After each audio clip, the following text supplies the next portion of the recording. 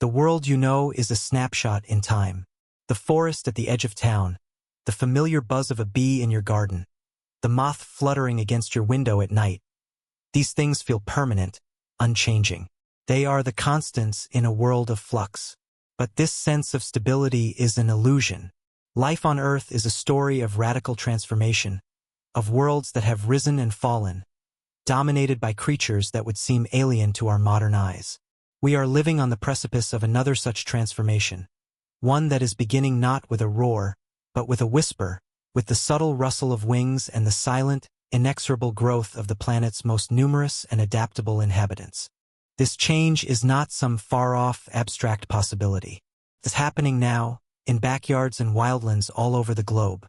The insects we see today, the familiar beetles, butterflies, and dragonflies, are themselves just a temporary state of being. We are now beginning to understand that the world of tomorrow may belong to giants. This isn't science fiction. It is the logical, scientifically backed conclusion of a planet we are actively, and perhaps irrevocably, reshaping. The question is no longer if things will change, but how. And in the insect kingdom, the change that is coming is a matter of scale. For decades, the dominant story about insects has been one of loss, a narrative of decline that has captured headlines and scientific concern. We hear of the insect apocalypse, a silent unraveling of the tiny threads that hold our ecosystems together. We are told of collapsing pollinator populations threatening our food supply and of once common species vanishing from the landscape. This story is tragically true for many insects that are unable to cope with a rapidly changing environment. The loss is real, and the consequences are severe. But this narrative, as critical as it is incomplete. It presents only one side of the evolutionary coin. Evolution is not a gentle, managed process of universal decline. It is a brutal, chaotic sorting mechanism that relentlessly separates winners from losers. For every species that falters in the face of a new environmental pressure, another finds an opportunity. Adaptation is the other side of extinction. As our world warms, as the very chemistry of our atmosphere shifts, and as we reshape entire continents with our cities and farms, we are not just destroying old habitats. We are creating new ones. We are writing a new set of rules for the oldest game on the planet, and the organisms that can adapt to these new rules are poised not just to survive, but to thrive in ways we are only just beginning to comprehend. The conditions that have kept insects relatively small for millions of years are beginning to fray. While countless populations are indeed shrinking or vanishing, a growing body of scientific evidence reveals a startling countertrend. Certain species are demonstrating a remarkable resilience, a powerful adaptive response to our changing world. They are pushing into new territories, altering their life cycles, and, most critically, they are changing in size. This isn't speculation. It is documented fact. Scientists are tracking these shifts in real time, measuring them with meticulous precision. The data points form an undeniable pattern. Consider the geographic ranges of insects. Species are on the move. The southern hawker dragonfly, once a rarity in northern Europe, has advanced its range northward by hundreds of kilometers in just a few decades. Climate change is rolling back the thermal barriers that once confined it to the south. We see the same pattern in butterflies, beetles, and other mobile insects, a great northward march into territories that were previously too cold to support them. This is not a random migration. It is a redrawing of the biological map of the world, a direct response to rising global temperatures. Alongside this geographic expansion, we are witnessing profound shifts in phenology, the timing of life's crucial events.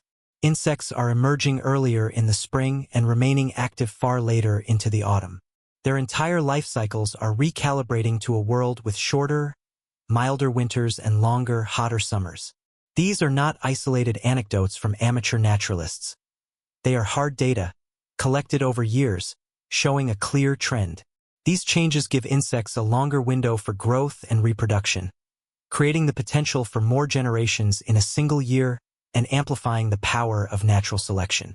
These observations force us to move beyond the simplistic narrative of universal decline. The story of insects in the 21st century is one of profound ecological reorganization.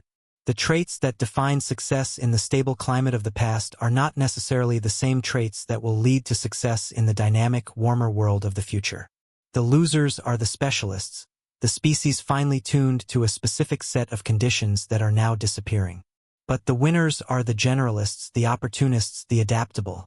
And among the traits now being selected for, one of the most fundamental is body size. The story of the future, then, is not just about which insects will survive, but what they will become. The evidence suggests that for an emerging group of evolutionary winners, the future is very, very big. We are seeing the first tremors of this seismic shift, the early signs that the constraints are lifting. The stage is being set for the return of giants. At the heart of this great transformation is a simple, undeniable fact of biology, a principle so fundamental that it governs the existence of over 90% of all animal life on this planet. Insects are ectothermic. Unlike us, unlike the birds in the sky or the mammals in the forest that burn immense amounts of energy to maintain a constant internal fire, insects are fundamentally solar-powered machines. Their bodies are mirrors of the world around them. The environment is not just their habitat. It is their master switch. When the air is cold, they are sluggish, their internal chemistry slowed to a near standstill. But when the air is warm, their bodies hum with a vibrant, invisible energy. This is not just a matter of comfort or activity level. It is a question of pure biochemistry. Every biological process in an insect's body, from the firing of a neuron to the contraction of a wing muscle, from digesting a leaf to building new tissue, is driven by enzymes. And the efficiency of these enzymes is directly dictated by temperature. For every degree the global thermometer rises, the internal engines of insects across the planet speed up. Their metabolism accelerates.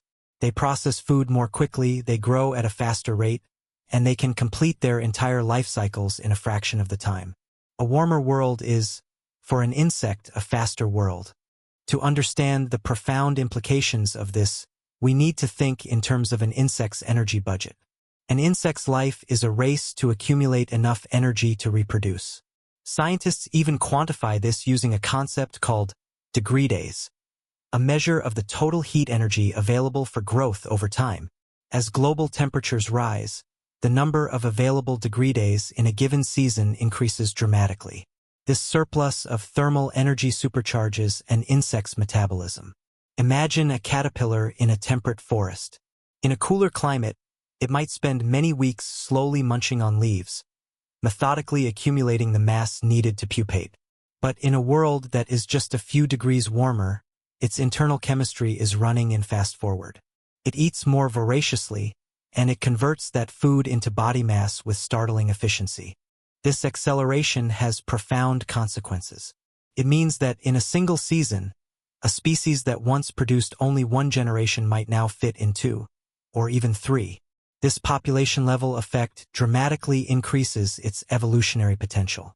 More generations mean more throws of the genetic dice, more opportunities for beneficial mutations to arise and for natural selection to act upon them.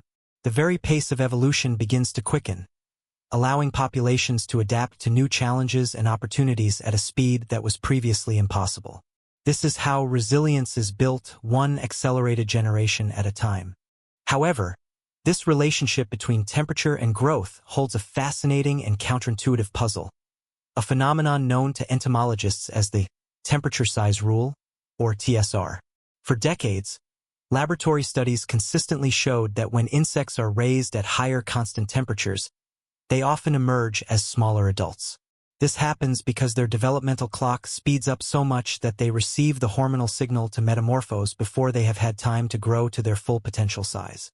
It's like a baker pulling a loaf from the oven too early simply because the crust browned quickly at a high heat.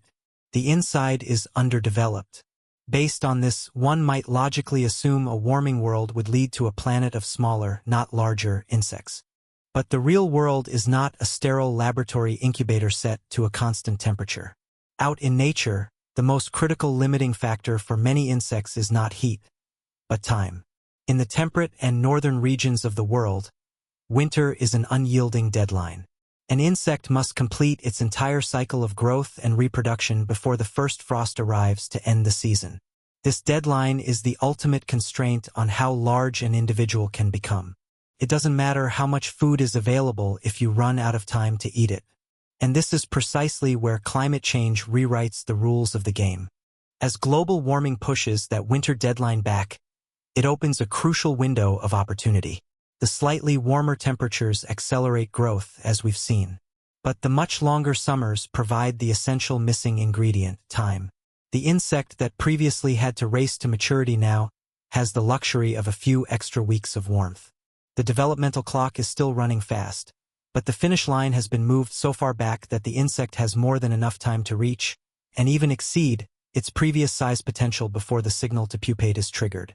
The result is a perfect recipe for creating larger individuals. In these emerging Goldilocks zones of warming, not so hot that they cause debilitating metabolic stress, but warm enough to dramatically extend the growing season, the temperature size rule effectively inverts.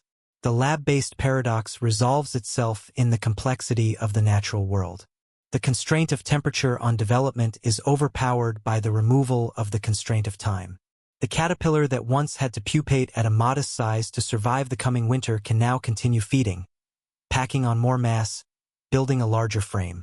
It is in these vast, warming regions of our planet that the biological foundation for a new age of giants is being laid.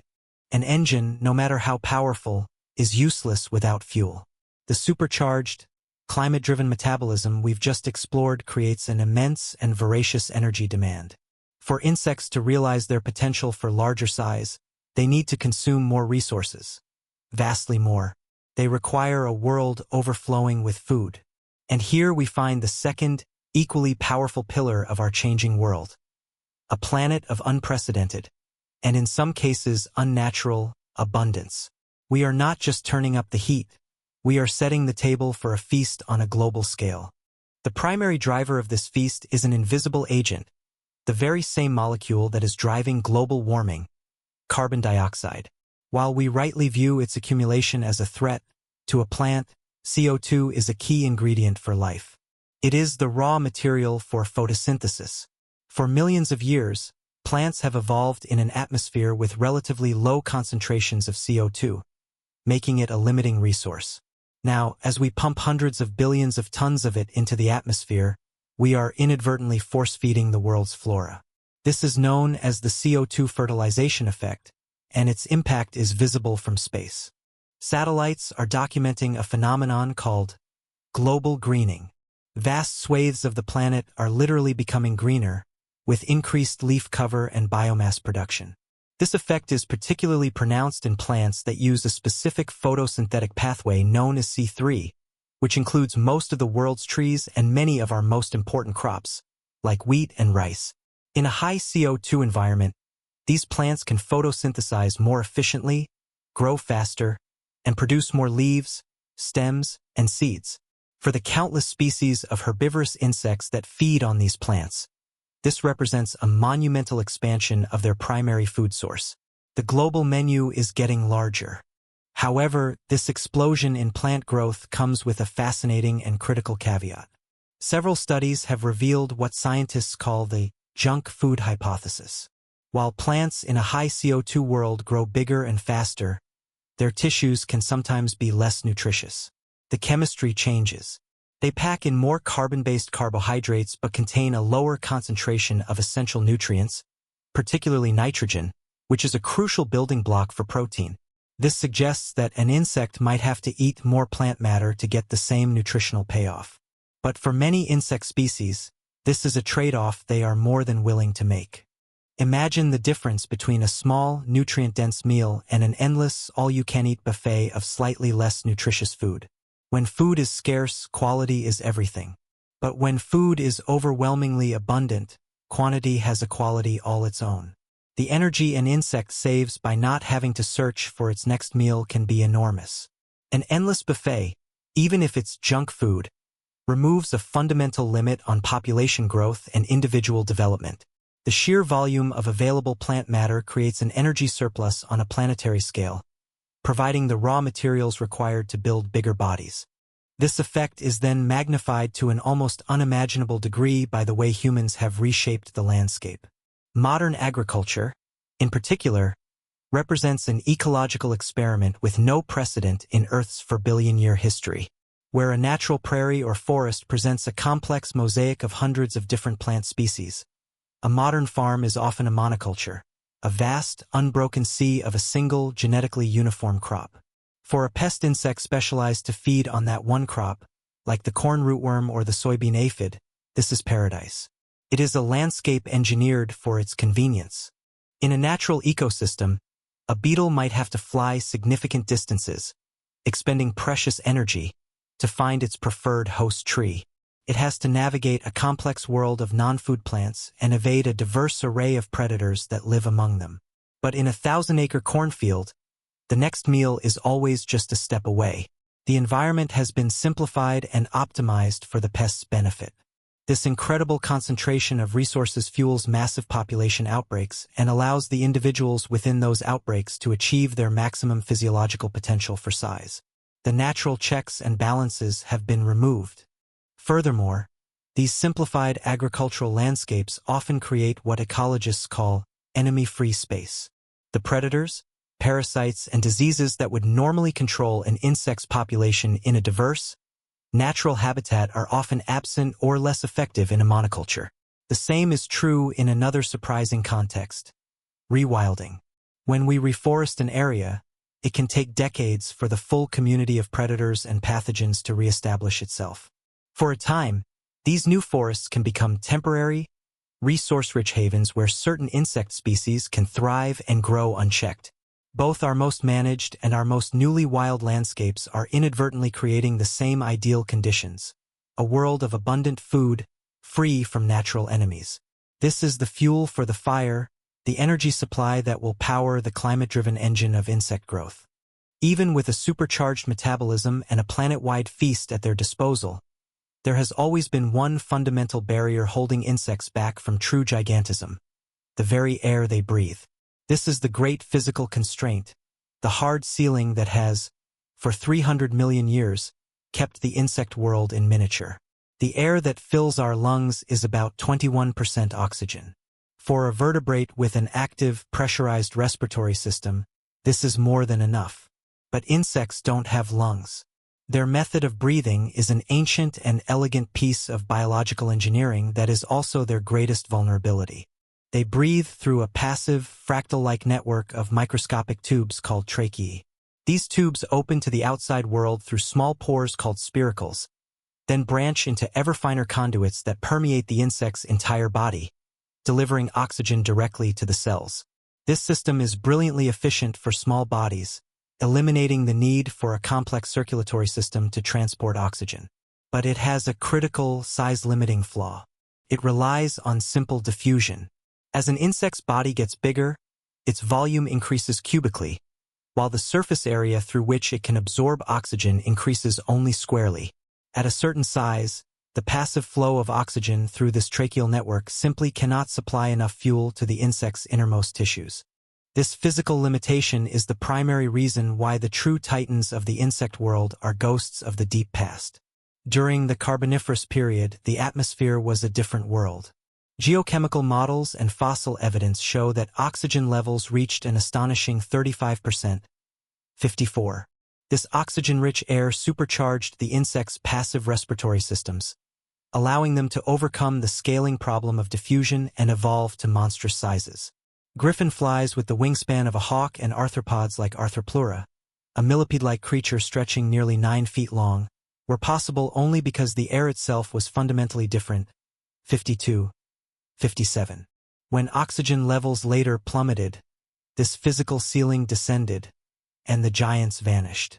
For them to become giant again, it seems this barrier must be overcome. Our planet's oxygen levels are not rising. If anything, they are slightly decreasing. So how could insects possibly break through this 300-million-year-old barrier? The answer lies not in changing the world, but in changing the insect.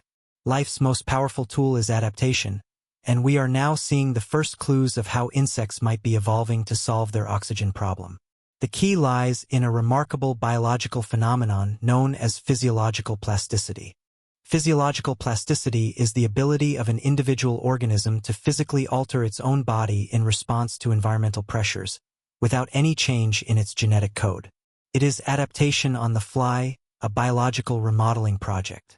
We see a stunning proof of concept for this in certain species of aquatic insects. When dragonfly larvae are raised in warmer water, which, due to the laws of physics, holds less dissolved oxygen, they have been observed to develop physically larger respiratory structures. Their gills grow bigger to maximize the surface area for capturing the scarce oxygen from the water. 55. Their bodies actively and measurably re-engineer themselves to solve an oxygen supply problem. This is a profound discovery. It demonstrates that the genetic toolkit for modifying respiratory systems in response to oxygen scarcity already exists within insects. It is not a hypothetical possibility. It is an observed fact. From this short-term individual plasticity, it is a small and logical step to long-term permanent evolution. Now, imagine a terrestrial insect living in one of the consistently warmer climates of our future world. As we've established, its higher metabolism creates a relentless demand for more oxygen. It lives in a constant low-level state of hypoxia, or oxygen deprivation, relative to its needs. In this high-pressure environment, any small, random genetic mutation that offers even a slight improvement in respiratory efficiency provides a massive survival advantage. The individual with that trait will be more energetic, more successful at finding food and mates, and will be more likely to pass that advantageous gene on to its offspring. What might these mutations look like? Modern imaging technology gives us clues. Using high-powered X-ray scans, scientists have studied the tracheal systems of modern beetles of varying sizes. They found that larger beetles already devote a disproportionately huge fraction of their internal body cavity to their tracheal system, so much so that the choke point for oxygen delivery is often the narrow openings to the legs. 53. This tells us where the selective pressure is greatest. A mutation that allows the tracheae to branch more densely, like the roots of a tree, would increase the surface area for diffusion. Another might alter the muscular control of the spiracles, allowing the insect to pulse breathe more effectively, actively pumping air deeper into its body. Over many generations, this relentless process of natural selection would fine-tune and optimize the insect's entire respiratory apparatus. Evolution would, in effect, be working to solve the oxygen problem directly. It would not need to wait for the atmosphere to change. It would change the insect to fit the atmosphere. The physical barrier of 21% oxygen, once thought to be an absolute wall, is revealed to be more of a hurdle. And we are now creating the precise environmental conditions, a high-energy, high-demand world, that will powerfully reward the first insects that learn how to leap over it. We have assembled the ingredients for a new age of giants. A supercharged metabolism fueled by a warmer world, an unprecedented abundance of food, and the evolutionary ingenuity to overcome the ancient barrier of oxygen. This convergence of factors makes the reemergence of larger insects not just a possibility, but a strong probability. This leads us to the critical, practical question. Where will this happen first? The transformation will not be uniform. It will begin in specific locations, in ecological cradles where the confluence of these environmental pressures is most potent. These are the future hotspots for gigantism. To identify these hotspots, we must think like ecologists and layer our understanding of these different drivers onto a map of the world. A hotspot is not simply a place that is getting warmer. It is a region experiencing a perfect storm of conditions. It's a place where the temperature is rising enough to significantly lengthen the growing season, but not so much that it causes debilitating heat stress. It's a place where this warming coincides with an abundance of resources. And it's a place where insect populations have the genetic diversity to begin evolving more efficient respiratory systems. By combining these factors, we can move from speculation to prediction. Instinct might tell us to look to the tropics. After all, the largest insects on Earth today, the Goliath beetles, the giant stick insects, are found in the hot, humid, and biodiverse ecosystems near the equator. For millions of years, these regions have been the engine rooms of evolution. But paradoxically, the tropics may not be the primary hotspots for future gigantism. Many tropical insects are already living very close to their upper thermal limits. As the climate continues to warm, these species may find themselves pushed into a zone of chronic heat stress, which can actually lead to a reduction in body size or even population collapse. The engine room is at risk of overheating. Instead, the most compelling evidence points toward the world's temperate zones. The vast regions of North America, Europe, and Asia that currently experience 4 distinct seasons are on the front lines of this transformation. These are the areas where the change in the length of the growing season is most dramatic. An extra few weeks of warmth in the tropics is a minor change, but in a place like Germany or the American Midwest, an extra month of summer is a revolutionary shift. It provides the crucial window of time for accelerated growth to translate into larger adult sizes, allowing the temperature size rule to work in favor of gigantism. We are already seeing the undeniable proof of this shift in the mass movement of species. This is not a subtle change. The southern hawker dragonfly, a large and powerful predator once confined to the warmer climates of southern Europe, has, in just a few decades, advanced its range northward by hundreds of kilometers. It is now a common sight in parts of the UK and Scandinavia. This is not just a dragonfly on vacation. It is a species conquering new territory, a living indicator that these northern regions are becoming the new subtropics, with the climate and resources to support larger, more metabolically active insects. Scientists are now able to refine these predictions with remarkable precision. By layering different types of data, they can create a multi-layered map of future risk and opportunity. They start with global climate models that predict regional temperature and precipitation changes. They then overlay satellite data showing vegetation density, the global greening we discussed, to identify areas of increasing food availability. Finally, they can add data on land use, highlighting the vast, resource-rich monocultures of industrial agriculture. Where these layers overlap, we find the hotspots. A region like the North American Corn Belt, for instance, presents a near-perfect scenario. It is experiencing significant warming and longer summers. It is covered in a near-endless supply of a single high-energy food source. And it is home to insect pests that have a demonstrated history of rapid adaptation. This is where we might first see the emergence of a larger, more formidable corn rootworm. Similarly, newly reforested areas in Europe, rich in vegetation but temporarily lacking a full suite of predators, could become hotspots for the evolution of larger wood-boring beetles. Furthermore, we must consider the different pathways to gigantism. The story may be different for terrestrial insects versus those with aquatic juvenile stages, like dragonflies, mayflies, and mosquitoes. 61. Aquatic larvae have the advantage of buoyancy. Their bodies are supported by water, potentially allowing them to achieve larger sizes during their growth phase than a terrestrial grub could manage. Some scientists even hypothesize that the first Paleozoic giants took this aquatic route, with oxygen constraints in the water actively selecting for larger bodies. 61. 64. This suggests that rivers, lakes, and wetlands in these warming temperate zones could be particularly important cradles for the new giants. The emergence of gigantism will not be a single event, but a series of related events, playing out differently in fields, forests, and waterways across the warming regions of our world. The reemergence of giant insects, driven by the planetary scale changes we have set in motion, would be far more than a scientific curiosity. It would represent a fundamental restructuring of our planet's ecosystems, a biological revolution with cascading consequences that would ripple through every food web and touch every aspect of the human world.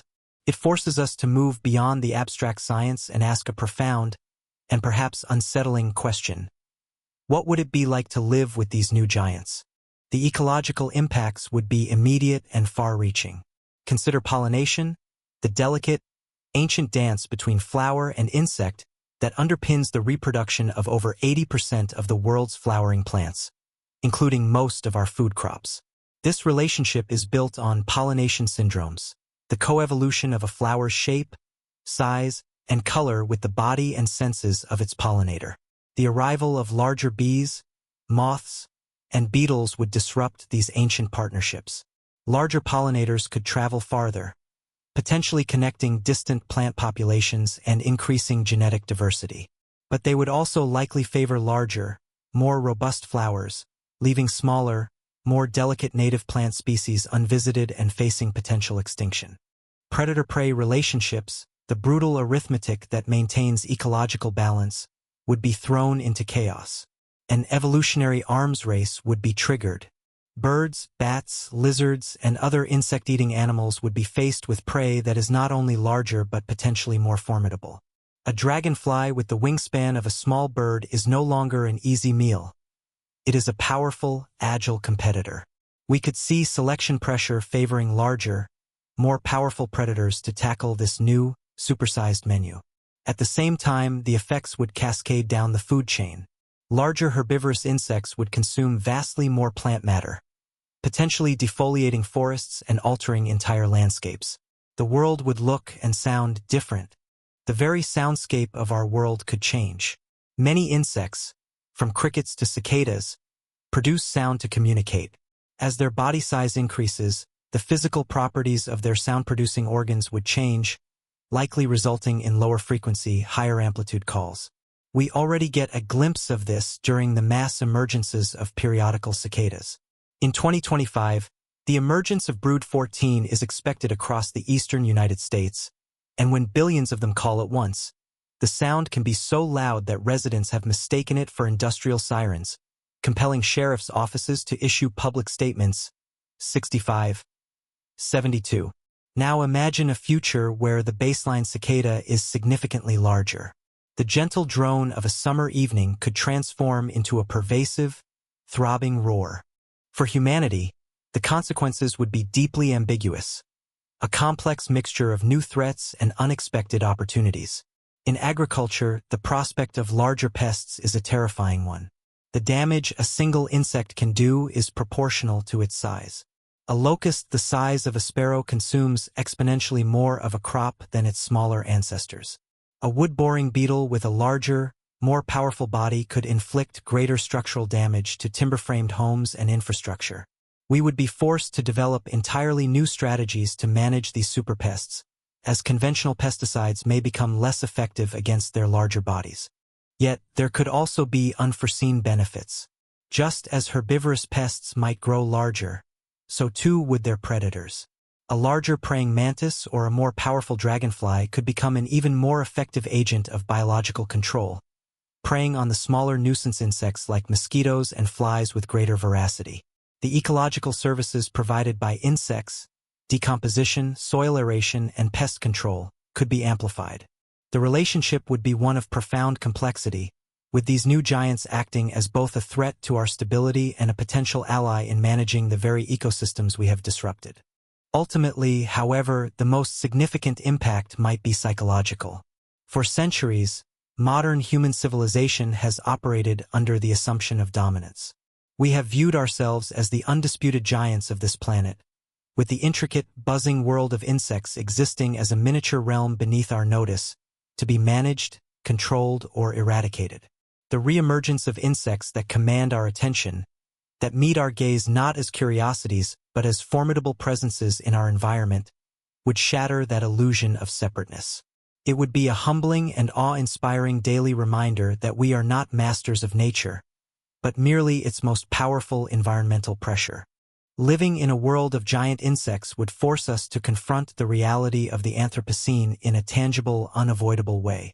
They would be a living monument to the world we have made, a world that is hotter, faster, and on the verge of becoming something entirely new. Their return would not be a monster movie scenario of destruction, but a far more complex and profound story of life's indomitable, relentless capacity for adaptation. They would be a mirror, reflecting the true scale of our impact and forcing us to adapt, in turn, to the world we are co-creating with its oldest and most resilient inhabitants.